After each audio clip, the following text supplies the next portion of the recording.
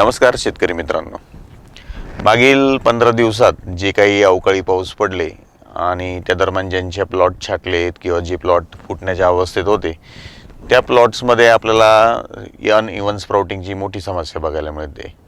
Uneven sprouting म्हणजेच काय, तर बाग हा एकसारखा न फुटता पुढे मागे फुटतोय.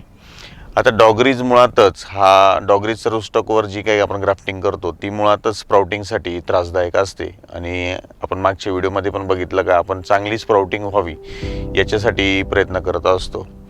तर आता जे काही पाऊस पडत होते त्या दरम्यान कमी सनलाईट होता किंवा जे काही तापमान अपेक्षित असतं स्प्राउटिंगसाठी चांगलं ते कमी होतं आणि इथ्रेलचे रिझल्ट पण पावसामुळे कमी मिळाले. तर त्याच्यामुळे आपल्याला बऱ्याच ठिकाणी सर्वच विभागामध्ये स्प्राउटिंगची अडचणी बघायला मिळत आहे. स्प्राउटिंग ह्या 2 ते 3 जनरेशनमध्ये होताना दिसते आणि ज्यावेळेस स्प्राउटिंग ही स्लो होते किंवा स्प्राउटिंग ही प्रॉब्लेमॅटिक होते त्यावेळेस आपल्याला सगळ्यात मोठी समस्या निर्माण होते ती म्हणजे गडसंख्या ही कमी मिळते आपल्याला.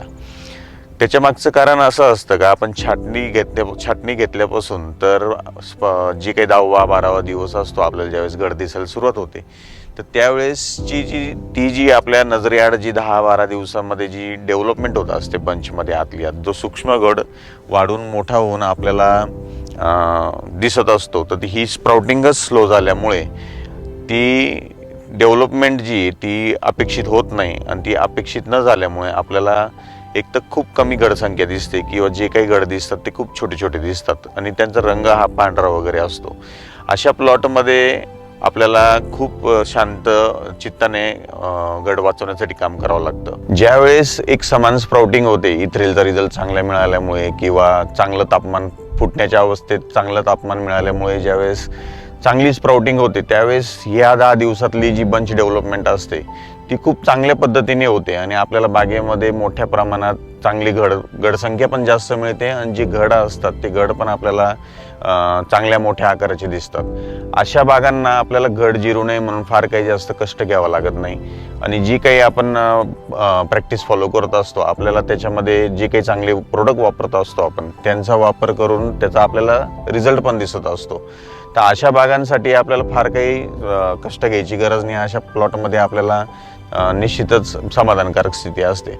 पण जिथे स्प्राउटिंगची अडचण निर्माण झाली जी सध्या बऱ्याच ठिकाणी मोठ्या प्रमाणात बघायला मिळते अशा ठिकाणी आपल्याला एक तर गडसंख्या कमी मिळत चालते, त्यासोबत आपण ज्यावेळेस आहे ते छोटे गड त्यांना बळकटी देण्याचं किंवा त्यांना जिरू नये म्हणून जी काही कामं करतो आपण त्या कामांनाही आपल्याला अपेक्षित यश मिळत नसतं. आपल्याला असं बऱ्याचदा जाणवतं का एखादं विशिष्ट प्रोडक्ट आपण एखाद्या बागेत वापरले ना आपल्याला त्याचे रिझल्ट खूप छान दिसले, पण नंतर अशा प्लॉटमध्ये तेच प्रोडक्ट वापरलं तर त्याचा आपल्याला रिझल्ट हा कमी मिळताना दिसतो. तर त्याला कारणच ते असतं की जो इनर पुश पाहिजे जो झाडातला आतून जो जोम पाहिजे फुटव्याचा तो नसल्यामुळे ह्या समस्या दिसतात.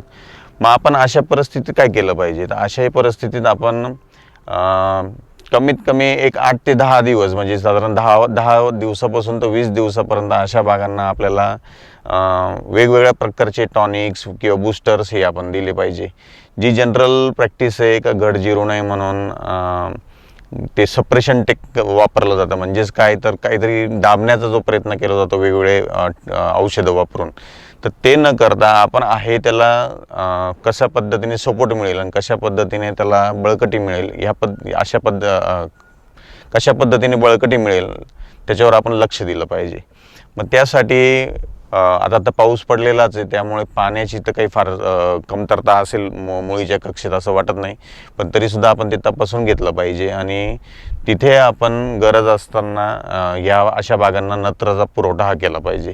आता बरेच सायंटिस्ट पण सांगतात की जोपर्यंत आपली फेल पडत नाही तोपर्यंत खालून आपटेक होत नाही, पण प्रत्यक्षात मात्र आपण काही अशा पद्धतीचे खाली नत्रयुक्त खतं दिली जशी महाधनची ग्रेड 1 आहे तर त्यांचा आपण वापर केल्यानंतर आपल्याला निश्चितच वर फरक दिसतो.